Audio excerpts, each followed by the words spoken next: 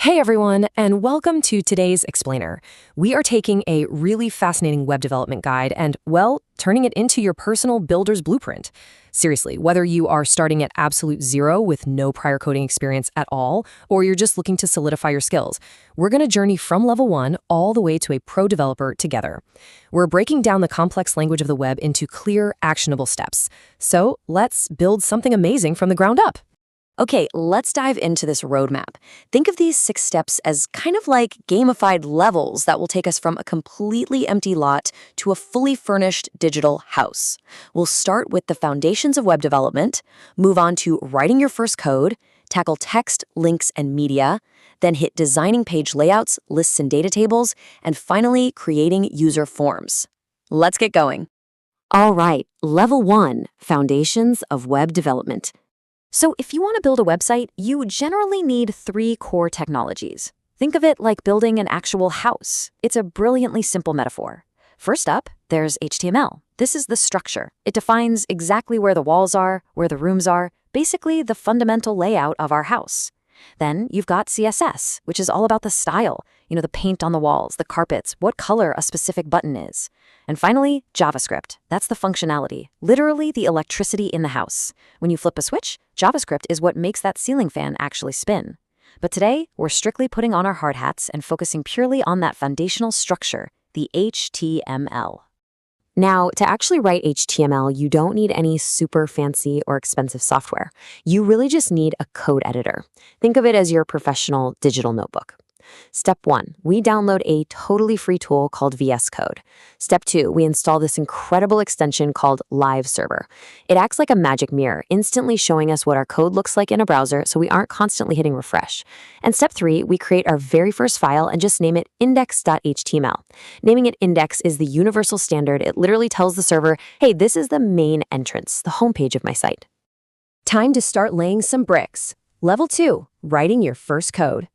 To write HTML, you've got to understand its absolute most fundamental building block, the HTML tag. Honestly, think of a tag exactly like a labeled jar in your kitchen. You have a jar for sugar, one for salt, maybe one for spices. In HTML, tags are just containers holding your content.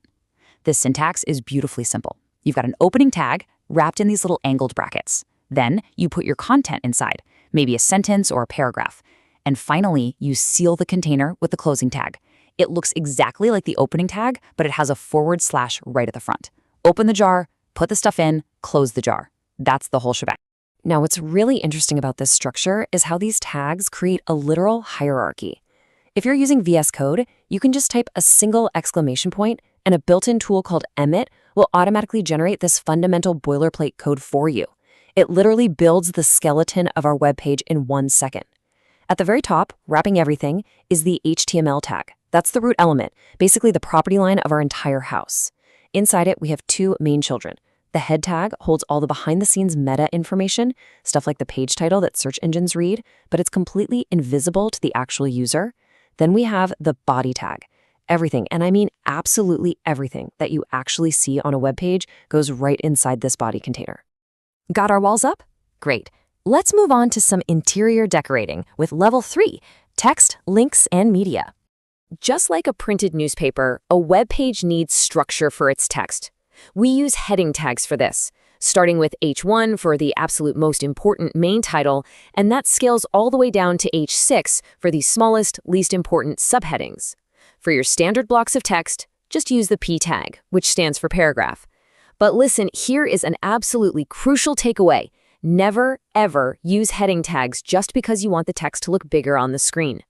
Headings should strictly be used to tell search engines like Google about the structural importance of your content. If you just want regular text to look larger, well, that's a job for our interior decorator, CSS, not HTML. We also have these rapid formatting tags, and they work exactly like the buttons you already know in Microsoft Word. Need to make a word pop? Just wrap it in a B tag for bold. Want to add some emphasis? The I tag makes it italic, and the U tag gives you a quick underline. And sometimes you just need a little structural spacing. The BR tag forces the text to break to a new line, and the HR tag draws a really clean horizontal ruler straight across your screen, perfect for dividing sections. Okay, let's look at what actually makes the web a web, links. We use what's called an anchor tag, represented simply by the letter A, to connect pages together. It uses an href attribute to know exactly where to take you. But keep in mind, there are two very different types of links here. An absolute link is the full exact web address to a totally different website, like pointing a giant signpost straight to google.com.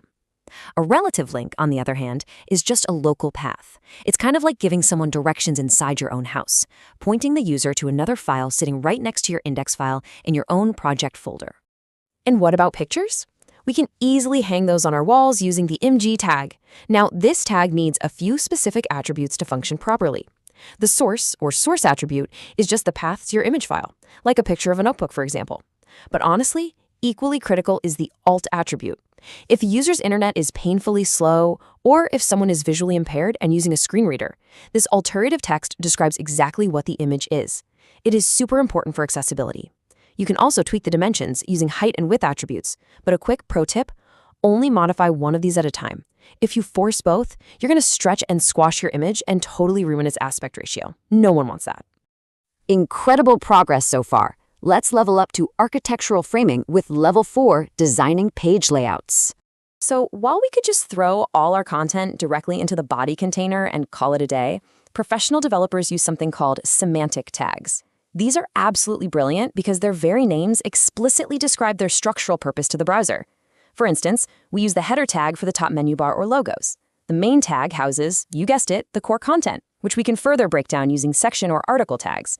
Down at the very bottom, we drop a footer tag for contact links. And if we have sidebar stuff like ads, we push those into an aside tag.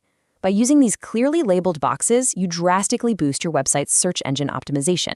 But what if you just need a generic box? Something to group items together without any special semantic meaning. That's where non-semantic tags come in. Understanding how these behave on screen is totally vital. First, we have block elements, like the div tag. A div acts like a massive, greedy container. Even if it only holds one tiny little word, it will claim the entire horizontal width of your screen, forcing everything else down to the next line. Contrast that with inline elements, like the span tag. A span is polite. It only takes up the exact amount of space necessary for its content. This makes it absolutely perfect if you want to target and style just a single word right in the middle of a paragraph. All right, we are officially entering the pro tier of our explainer. Welcome to level 5, lists and data tables. When you need to display a collection of items, you don't just use standard paragraph text, you use list containers. We basically have two main flavors here.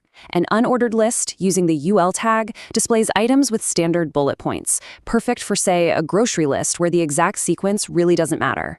But if you're writing out a step-by-step recipe, you're going to want an ordered list. That uses the OL tag, which automatically formats your items with numbers, letters, or even Roman numerals. So the crucial point is this: regardless of which parent container you choose, you always nest your actual individual items inside using the LI, or list item tag. That's exactly how you build your menus. Now, sometimes a simple list just won't cut it, and you need a proper, rigid data grid. HTML handles this beautifully with table tags. Honestly, it works a lot like Russian nesting dolls. You start with the table root container. Inside that, you create horizontal rows using the TR or table row tag. Now, inside that row, if you're defining the titles of your columns, like student name or roll number, you use the TH or table header tag. That automatically makes the text bold and centered. Finally, for the actual information filling out the grid beneath those headers, you use the TD or table data tag for your individual cells. Let's stay right here in the pro level for our final feature today. Level 6, creating user forms. Think about your everyday experience on the web. Every single time you log into a site, type a search query, or buy a product, you are interacting with a form. The form tag is honestly perhaps the most powerful tool we've discussed today. Why? Because it's the gateway between your visual front-end web page and the data processing back-end server. It creates this dedicated space to securely collect user input, and it uses an action attribute so it knows exactly where to securely send that data for processing once you hit submit. It's the absolute core of web interactivity. Well, look at that. We've laid the foundations, raised the walls, decorated the interior, and opened the doors. You have officially leveled up. You now possess the entire blueprint. You understand tags, structure, layouts, media, and even forms. And remember, you don't need to memorize every single line of code. You just need to start building and let the syntax become second nature. So I leave you with this question. Now that you hold the keys to constructing the web, are you going to build a personal portfolio, a passionate blog, or something the internet has entirely never seen before? The tools are literally in your hands. Get out there, start coding, and I'll catch you in the next explainer.